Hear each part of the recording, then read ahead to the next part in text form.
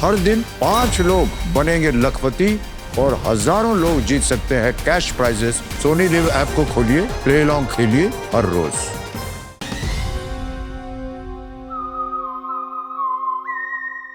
हाय, मैं हूं आदित्य श्रीवास्तव और आप मुझे अभिजीत के नाम से जानते हैं। For more episodes of CID, subscribe to Sony Pal and hit the bell icon.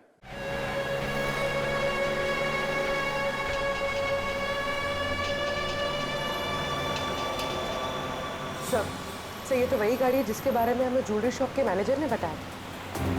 पूर्वी, गाड़ी तेज चलाओ। ये लोग किसी भी हाल में हमारे हाथ से बच के जाने नहीं चाहिए।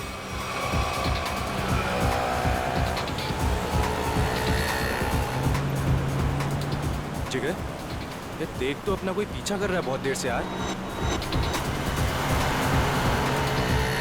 सीआईडी? ये कहां से आ गए? गाड़ी भगा।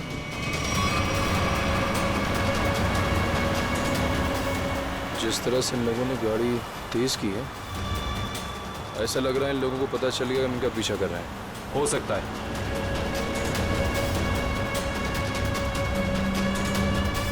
जल्दी कर, जल्दी कर।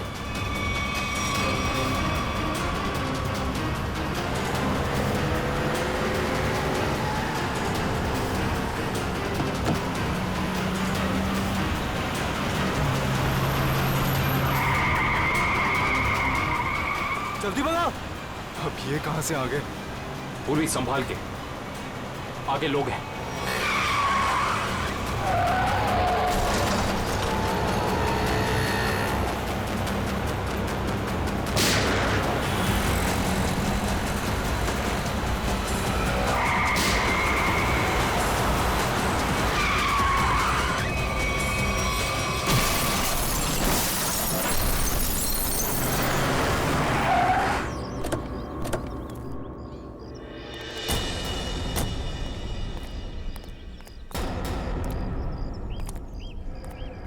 Sir, he is dead.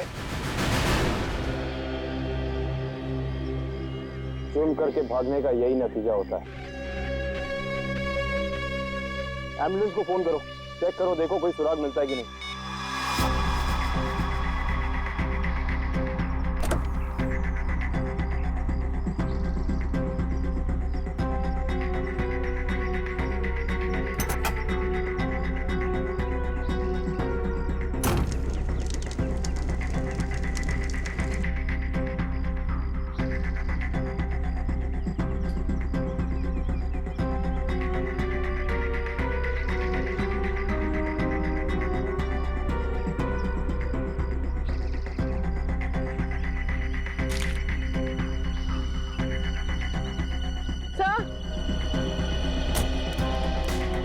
तो ये बैग और ये दो मास्क हो गए।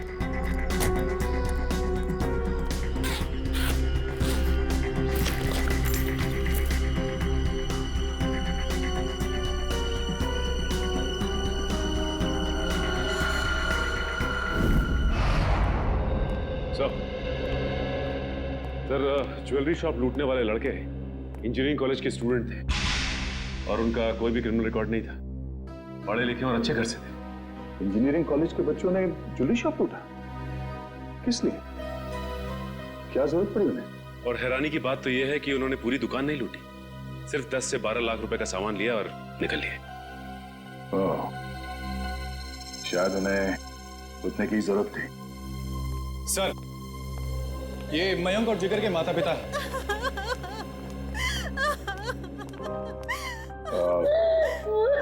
माफ कीजिए, ऐसे समय पे आप लोगों को यहाँ पे बुलाना पड़ा। हम आपके बच्चों के बारे में कुछ पूछना चाहते हैं। सर, प्लीज मेरे मयंक को मुझे वापस दे दीजिए। हमारा एक ही बच्चा है और इस उम्र में हमसे ये सदमा बर्दाश्त नहीं होगा सर। प्लीज सर, प्लीज मेरे मयंक को वापस दे दीजिए। देखिए मैडम, आप प्लीज अपने आप को संभालिए, प्लीज।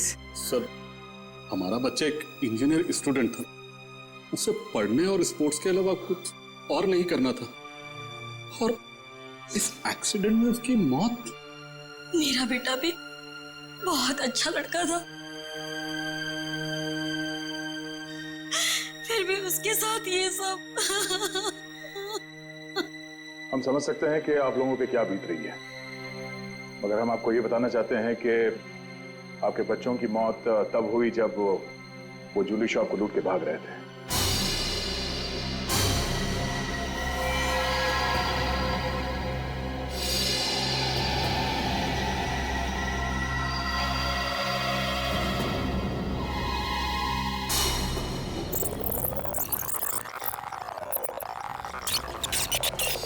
अरे अरे जल्दी निकल, वो हिलेगा तो मार दूंगा।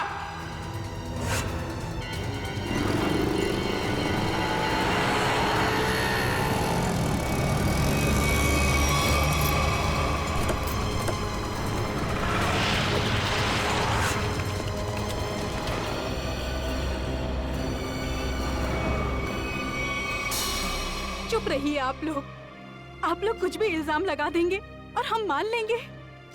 हमारे बच्चों का एक्सीडेंट हुआ है और आप उन पर इल्जाम लगा रहे हैं। हर माँ बाप अपने बच्चों को अच्छा ही समझते हैं, लेकिन वो बाहर क्या करते हैं वो खुद जानते हैं। सच को मानना पड़ेगा, लोगों ने देखा है, गवाह है, सबूत है। सर बहुत छोटी रकम है, इससे ज्यादा तो बच्चे जब फॉरेन घूमने जाते थे वहां उड़ाकर आ जाते हैं। अरे हमारे बच्चों को चोरी करने की कोई जरूरत नहीं है, वो हमसे मांग सकते थे, लेकिन जिस गलती को छुपाने के लिए उन लोगों ने ये चोरी की, शायद उसका कारण आप लोगों को बताना नहीं चाहते हो।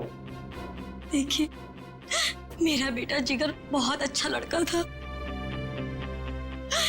जरूर उसको किसी ने उकसाया होगा, वो ऐसा कभी नहीं कर सकता। देखिए मैडम, सच्चाई तो यही है कि अपराध हुआ है। मयंक और जिगर ने ज्वेलरी शॉप को लूटा है। अब हमें ये देखना है कि उन्हें इस पैसे की जरूरत क्यों थी, किसको देना था। हा?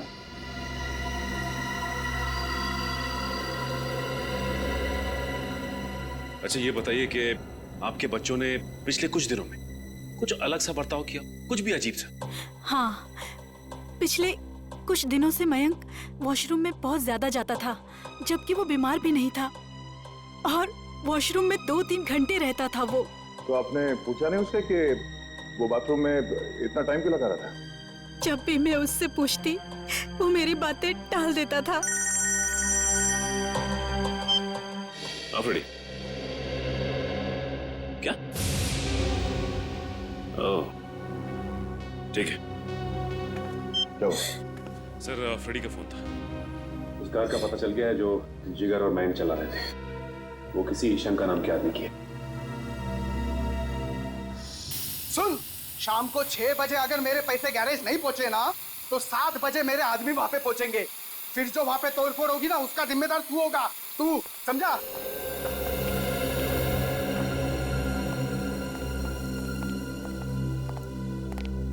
हम लोग सीआईडी से हैं। ये शंकर कहाँ है? शंकर? रुक जा!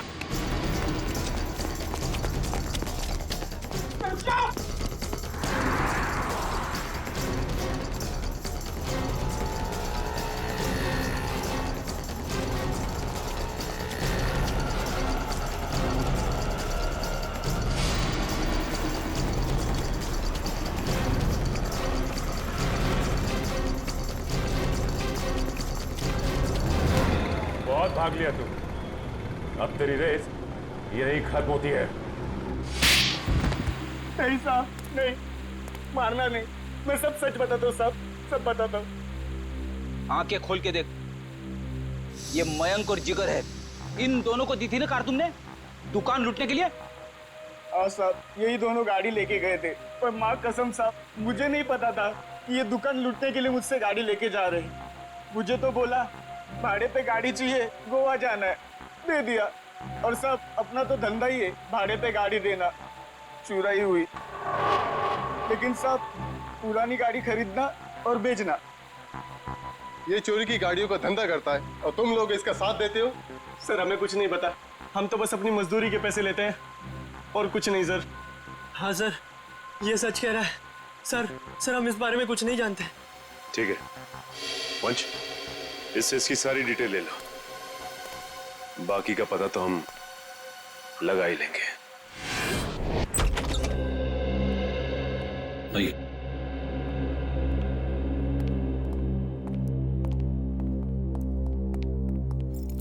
ये मयंक का कमरा है। एक सेकेंड, आप जरा बाहर रुकिए, हम देख लेते हैं। आप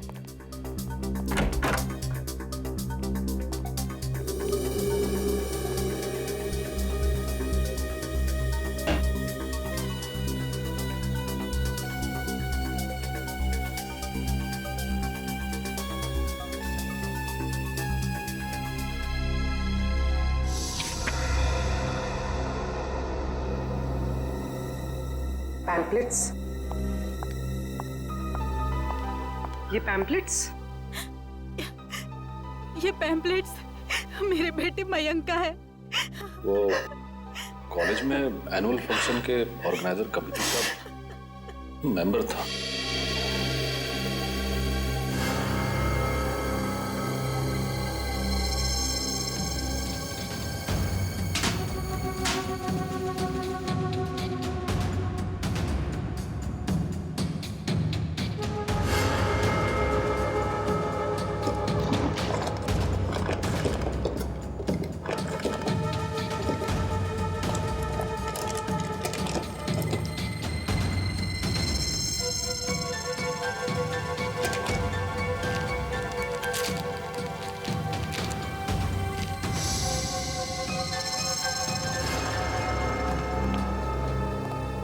ये इन चीजों को पहचानती हैं आप? ये आपको कहां से मिली? ये तो ज्वेलरी मेरी है। फ्लश टैंक के अंदर से। ये फ्लश टैंक में कैसे पहुंची? पहुंची नहीं, छिपाई गई थी। छिपाई गई थी? पर किसने? मयंक के बाथरूम में मयंक के अलावा और कौन छिपा सकता है? हे भगवान, मैं सोच भी नहीं सकती थी कि मेरा मयंक ऐसा कर सकता है। मयंक के कोई शौक, कोई आदत? नहीं सर, कुछ भी नहीं। उसके दोस्त? ज्यादा नहीं, लिमिटेड, बस 4 या 5। अच्छा, मयंक के सारे दोस्त कॉलेज के ही थे या बाहर के भी थे? नहीं, उसके सारे दोस्त कॉलेज के ही थे, बाहर का कोई नहीं था। क्या नाम बताया था आपने कॉलेज का? क्यों डॉक्टर साहब, आपने हमें अर्जेंटली बुलाया? हाँ दया, बात ही कुछ ऐसी है। क्या हुआ सर? बॉस, ये केस तो एकदम पलट गया। जैसा हम सोच रहे थे वैसा नहीं। क्या मतलब? मतलब ये कि इन दोनों की मौत एक्सीडेंट से नहीं हुई है, बल्कि गोली लगने से हुई है। क्या? मगर सर, इनकी मौत तो हमारी आंखों के सामने हुआ है, एक्सीडेंट से। हाँ, लेकिन इनकी मौत एक्सीडेंट से पहले ही हो चुकी थी। ये देखिए, ये है वो गोली जो इनके शरीर में से निकली है। और देखो दया, ये है इन दोनों के सीने पर इस गोली के घाव। गोली यहां लगी। मगर सर, ये गोली चली कैसे? और चलाया किसने?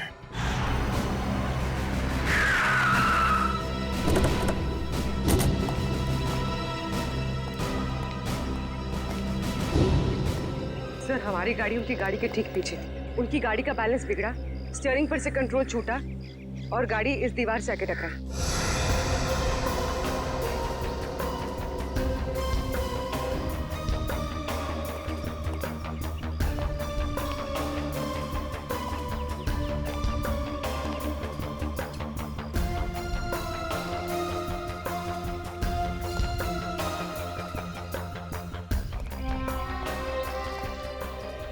गोली सामने से चलाई गई थी। सर, गोली तो हम पीछे से चला रहे थे, और वो भी टायर पे। तो फिर गोली सामने से आई कैसे? गोली अगर सामने से चली थी तो इसका एक ही मतलब हो सकता है, गोली चलाने वाला यहीं कहीं सामने की तरफ छुपा हुआ होगा। मगर श्रेया, सामने तो दूर दूर तक कोई था ही नहीं।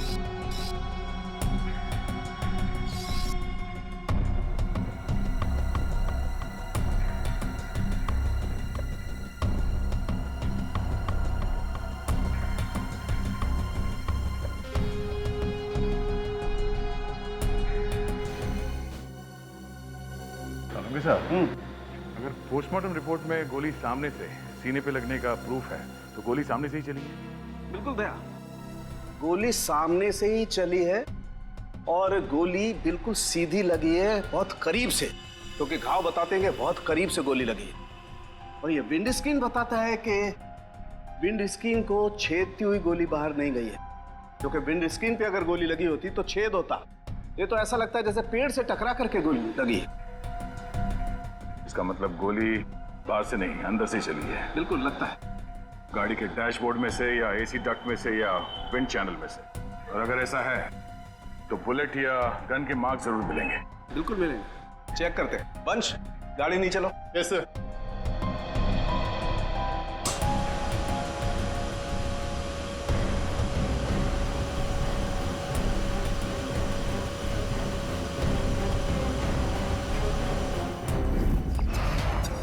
अश्विन, क्या यार, बोला था ना कि सारे पोस्टर्स और बैनर लग जाने चाहिए, अभी तक नहीं हुआ।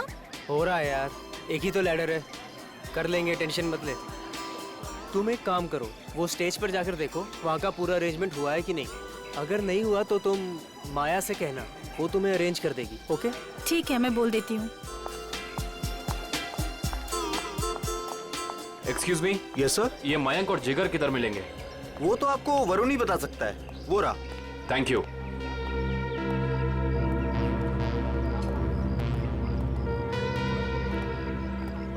Excuse me. हाय, हम प्रीमियर क्लोथिंग की तरफ से हैं, आपके इस फेस्टिवल के स्पॉन्सरशिप की तरफ से। हाय। हाय। कहिए, how can we help you? देखिए, हमें आपकी ऑर्गेनाइजिंग कमेटी के मेंबर से मिलना था। आई मीन मयंक और जिगर से इस स्पॉन्सरशिप की डील के बारे में कुछ बातचीत करनी थी। कोई खास रीजन ना हो तो आप लोग हमें बता सकते हैं। दरअसल बात यह है कि हम उन्हीं दोनों से डील कर रहे थे, तो हमने सोचा कि स्पॉन्सरशिप की सारी बातें उन्हीं से हो जाए। मगर मयंक और जिगर तो कॉलेज में दिखे ही नहीं। आई मीन शायद आए नहीं।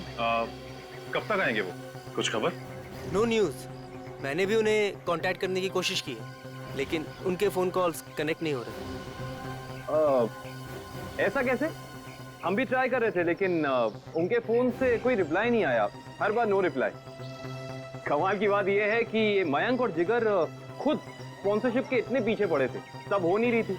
देखिए, थोड़ा अर्जेंट है, अगर आज ये एग्रीमेंट साइन नहीं हुआ तो ये डील कैंसिल हो जाएगी। आई मीन ये हम स्पॉन्सर नहीं कर पाएंगे आपको, और इन दैट केस ये फेस्टिवल आप लोगों को कैंसिल करना पड़ जाएगा।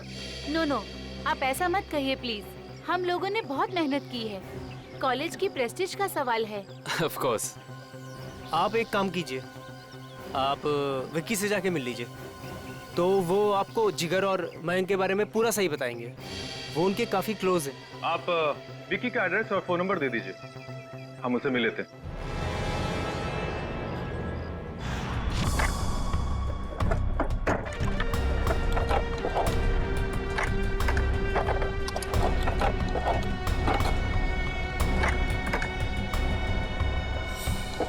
मयंक और जिगर को जो गोलियां लगी है ना, वो बहुत छोटी है, इसीलिए उनके घाव गहरे तो बहुत हैं, लेकिन बहुत छोटे हैं, बारीक है। फिर तो गन भी बहुत छोटी होगी सर। छोटी होगी।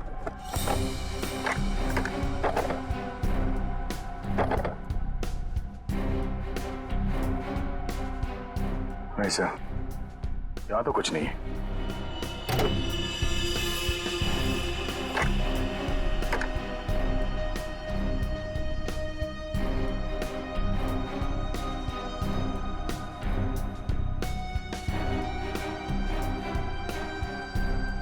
सर, यहाँ पे भी कुछ नहीं है। यहाँ पर कुछ नहीं है तो एक काम करो, इंजन चेक करो, उसमें भी फिट किया जा सकता कुछ। सलूंगे साहब, ये तार यहाँ अलग से लटक रहा है, किसी फिटिंग के साथ इसका कोई कनेक्शन नहीं है। ये तार जा कहाँ रहा है दया? सर, इसका एक सिरा तो यहाँ एक्सीलेटर से कनेक्टेड है, और ये दूसरा सिरा ये तो साइड व्यू मिरर की तरफ जा रहा है सर। साइड मिरर की तरफ जा रहे हैं दया, तो फिर साइड मिरर चेक करना पड़ेंगे दोनों।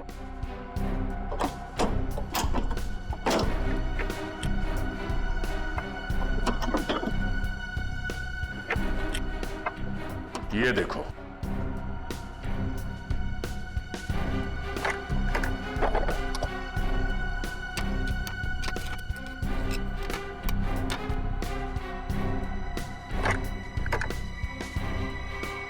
ये देखिए सर, गन यहाँ है।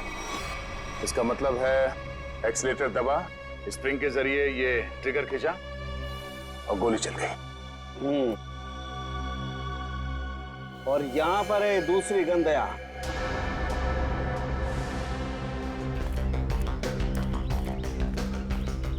विकी। हाँ विक्की, आप लोग? सीआईडी। सीआईडी? क्यों? घबराए हुए क्यों लग रहे हो? अरे नेचुरल है, किसी शरीफ आदमी के घर में सीआईडी आएगी तो बंदा घबराएगा ही। अगर आदमी शरीफ हो तो उसे घबराने की जरूरत नहीं। बताइए क्या काम है? हमें आपके दोस्तों के बारे में कुछ इंफॉर्मेशन चाहिए थी। कौन से दोस्त? मयंक और जिगर।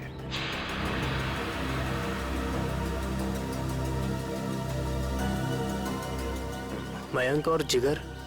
क्या हुआ उन्हें? उनकी मौत हो गई। What? Oh no! किसी ने गोली मारकर उन दोनों की हत्या कर दी। वो आपके बहुत अच्छे दोस्त थे ना? आप उनके बारे में हमें कुछ बता सकते हैं? मुझे इस बारे में कुछ नहीं पता सर। जितना पता है उतना ही बता दीजिए।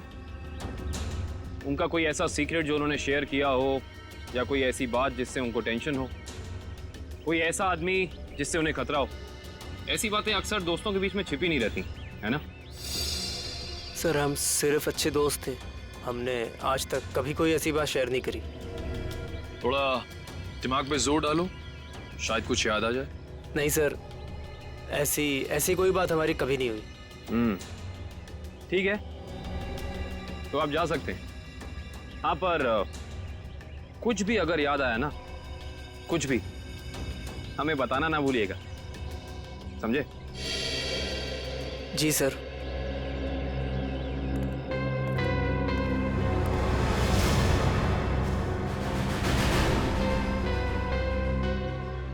लेकिन सर, जब ये गाड़ी स्टार्ट हुआ तो उसने एक्सीलेटर तो दबाया होगा, तो जब पहली बार एक्सीलेटर दबाया तब ये ट्रिगर दब जाना चाहिए था, मगर ऐसा तो नहीं हुआ।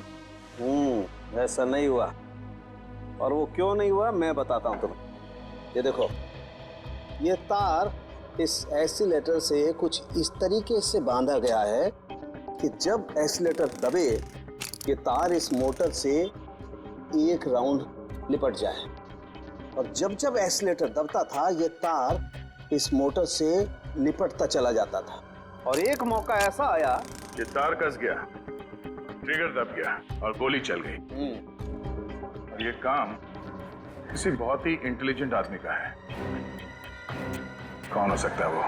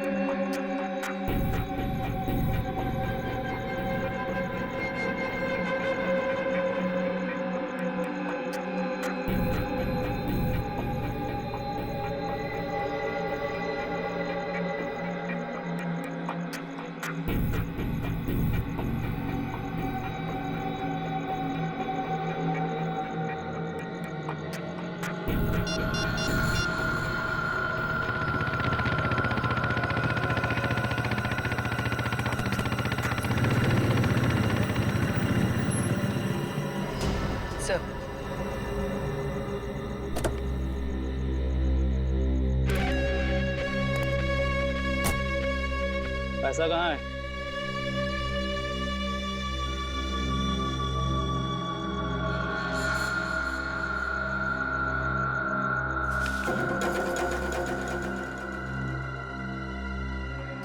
अब मैं तुमसे कभी नहीं मिलूंगा, ये याद मत रखना कि हम कभी मिले थे। ठीक है, लेकिन क्या बात है, इतना घबराए हो क्यों? ये सब तुम्हारी वजह से हो रहा है। मयंक और जिगर का कुछ पता नहीं लग रहा, और आज सीआईडी मेरे घर तक पहुंच गई। सीआईडी? हाँ सीआईडी। कभी मुझसे मिलने की अब कोशिश मत करना।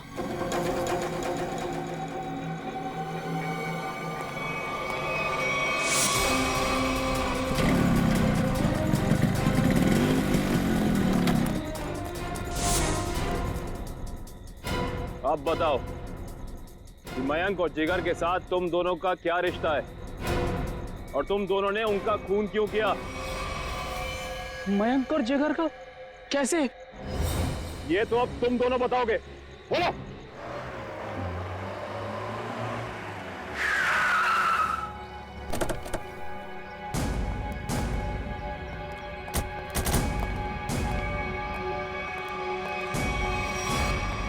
कहाँ जा रहे हो?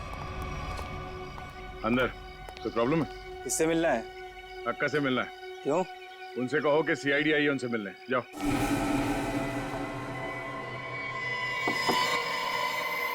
कौन है? अक्का, मैं रघु। बोला था ना डिस्टर्ब नहीं करना। क्या काम है? अक्का, वो सीआईडी वाले आए। बैठाओ उनको। बोल, मैं आती हूँ।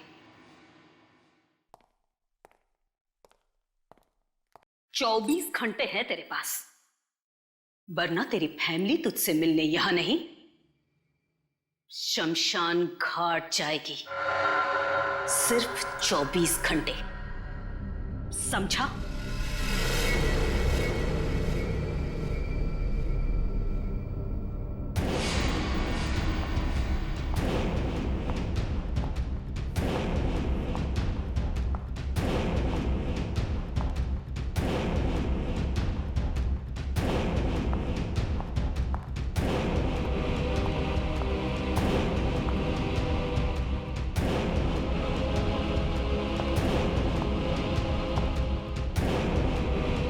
सलाम साहब, बैठिए। नहीं, हम लोग यहाँ ठीक है।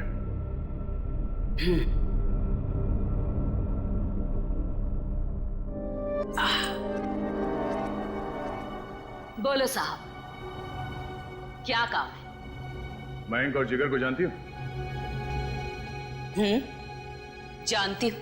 क्यों मारा उन दोनों को? साहब, खोटी बात मुझे चलती नहीं। मैंने नहीं मारा उन दोनों को। झूठ हमें भी नहीं चलता।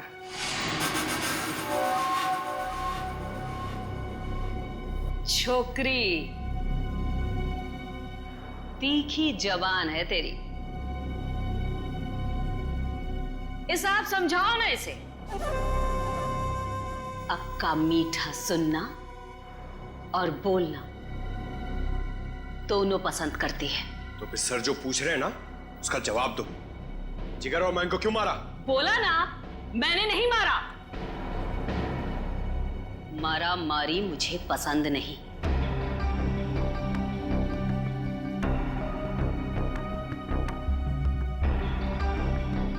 दुख है मुझे,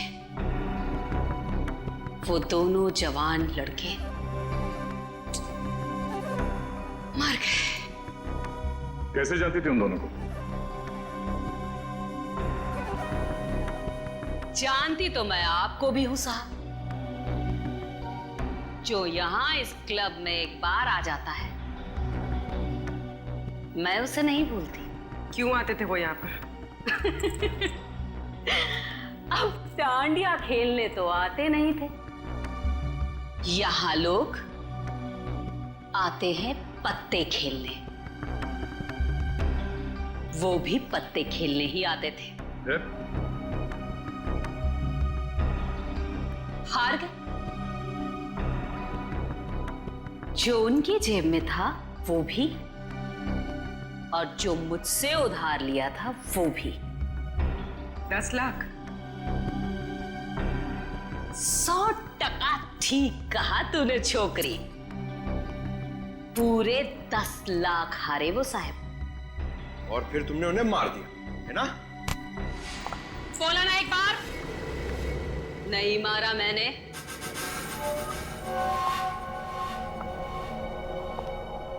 बिजनेस करते हैं हम साहब, मारा मारी का धंधा नहीं। मुझे मेरे पैसे चाहिए थे, उनकी जान नहीं। सारा पैसा डूब गया मेरा। फिर किसने मारा उन दोनों को? एक लड़का आता था साहब, उन दोनों का पीछा करते हुए। कौन था वो?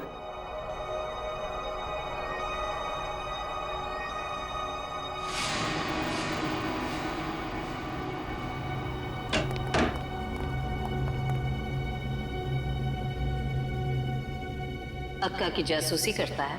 नहीं ताई, आपको कोई कंफ्यूजन हुआ है? मेरे को उल्लू समझता है? मयंक और जिगर के पीछे छुपकर आया किस लिए? मैं किसी के पीछे नहीं आया, सच्ची।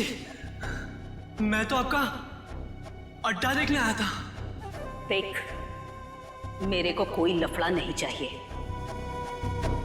इस बार के लिए तुझे छोड़ देती हूँ, आगे से कभी इधर दिखना मत, समझा? लेके जा रहे बच्चे को।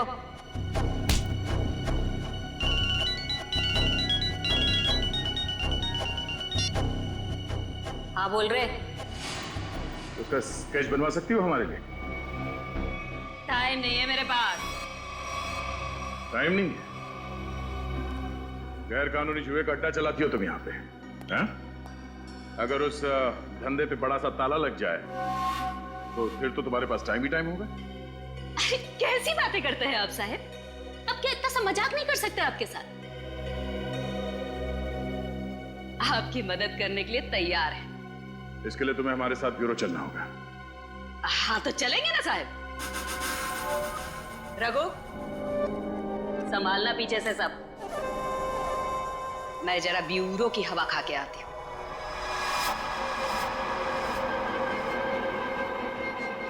सर ये तो हितेश है, मैंने इसे शंका के गैराज में देखा था।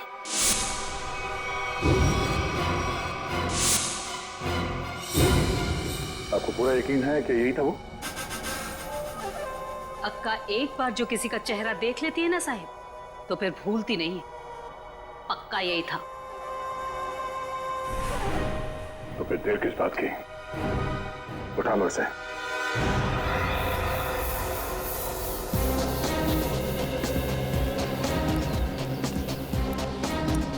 उनसे पूछते हैं। अरे भाई साहब। हाँ जी। ये मैकेनिक हितेश कहाँ रहता है? वो उस तरफ, उस गली में।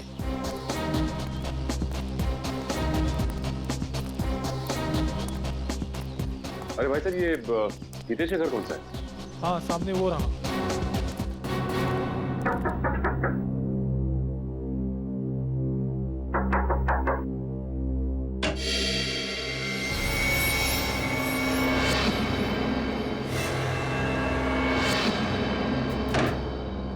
सर अब क्या हो गया? अब क्या किया मैंने? तुम्हें घबराने की जरूरत नहीं। हमें हितेश से मिलना है, बुला उसे। सर हितेश तो घर पर नहीं है।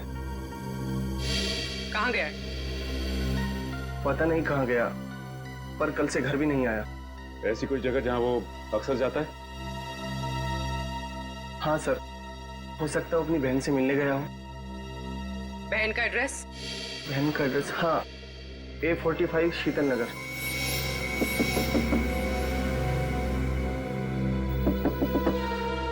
हितेश, दरवाजा खोलो। हितेश, हितेश दरवाजा खोलो। हमें पता है कि तुम अंदर हो। बहुत हो गया। सर कोई जवाब नहीं दे रहा है, कहीं दूसरे रास्ते से ना निकल जाए। निकल के जाएगा कहाँ? पंकज,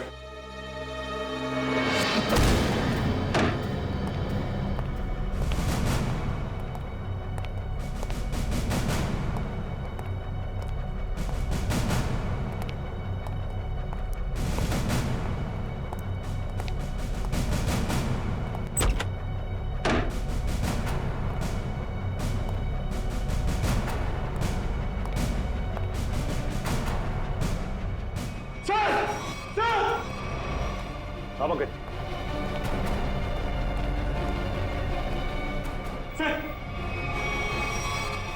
सब हाथ काट दिया मगर ये जिंदा है। एक काम करो, जल्दी से एम्बुलेंस को फोन करो।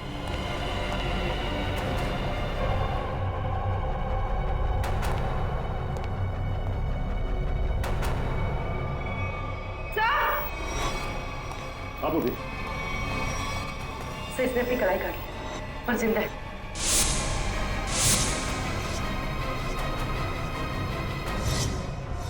कमाल है, वहां हितेश ने अपनी कलाई काट ली और यहाँ पे इस लड़की ने अपनी कलाई काट ली। कहीं ये लड़की हितेश की बहन किरण तो नहीं है? हो सकता है। सर एम्बुलेंस आ गई और हितेश के रूम में ही सुसाइड नोट मिला है। Suicide note? ये सॉरी, हम दोनों ने मिलकर मयंक और जिगर को मारा है। उनकी गाड़ी में गन भी हम लोगों ने रखी थी। किरण और हितेश।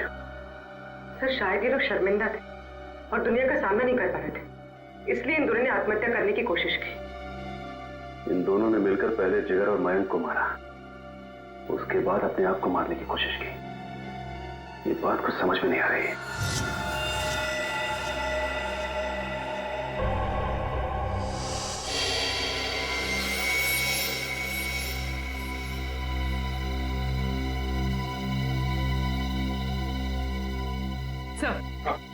सर किरण के घर से कुछ फोटोज मिली है।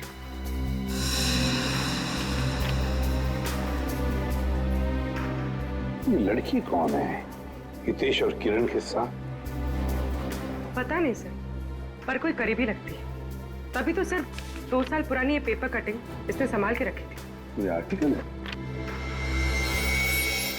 इस लड़की ने भी आत्महत्या की थी? हाँ सर, और एक बात, ये लड़की जिया उसी कॉलेज में पढ़ती थी जिस कॉलेज में मयंक और जिगर पढ़ते थे। अच्छा सर, कहीं इस लड़की की आत्महत्या में मयंक और जिगर का तो हाथ नहीं? हो सकता है पंकज, हो सकता है। और शायद किसी का बदला लेने के लिए हितेश और किरण ने मयंक और जिगर को मार डाला। कहाँ है वो दोनों जिन्होंने हमारे बेटे को हमसे दूर कर दिया है? कहाँ है? देखिए प्लीज आप जरा शांत हो जाइए, प्लीज शांत हो जाइए। देखिए अंदर उन दोनों का ऑपरेशन चल रहा है। एसीपी साहब, मेरी आपसे एक रिक्वेस्ट, उन दोनों को फांसी जरूर दिलवाइएगा। देखिए आपको पूरा न्याय मिलेगा, पूरा न्याय मिलेगा। एक ही बेटा था मेरा, उसे भी इन लोगों ने मुझसे छीन लिया। हौसला रखो, भगवान पर भरोसा है। दोनों कैसे हैं, लड़का लड़की? जी लड़का अभी भी क्रिटिकल है, ऑब्जर्वेशन में रखना पड़ा है। और लड़की? वो ठीक है। बात कर सकेगी? अभी नहीं, वो बेहोश है, कल तक उसे होश आ जाएगा। ठीक है, थैंक यू वेरी मच। पूर्वी,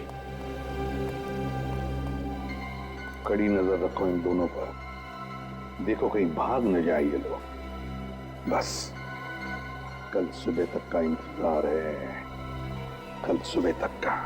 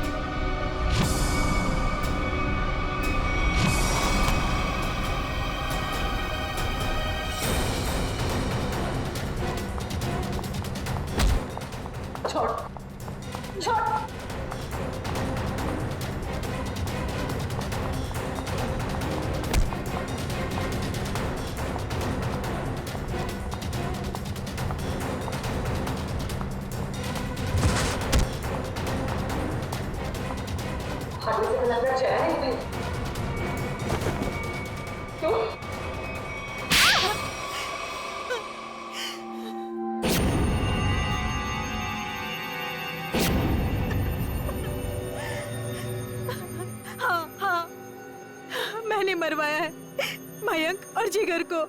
क्या? एक माँ अपने बेटे को कैसे मार सकती है? हा? वो मेरा बेटा नहीं था, वो मेरा सौतेला बेटा था। सौतेला ही सही, पर बेटा ही तो था ना वो। फिर क्यों मारा उसे? पैसों के लिए। मुझे पूरी प्रॉपर्टी चाहिए थी, इसलिए मैंने उसे मरवा दिया। और किरण और हितेश को क्यों मारना चाहते थे? क्योंकि वो दोनों मेरा राज जान चुके थे।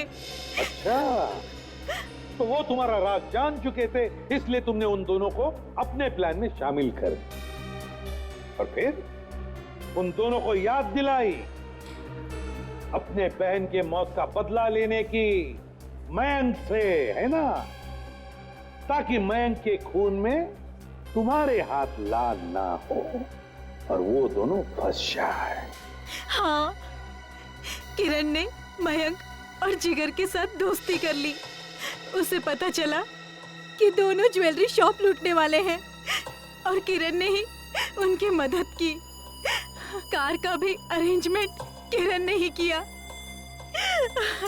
क्योंकि किरण का भाई हितेश एक मैकेनिक था और उसने ही वो मशीन तैयार की जिससे गाड़ी में गोली चली और दोनों की मौत हो गई।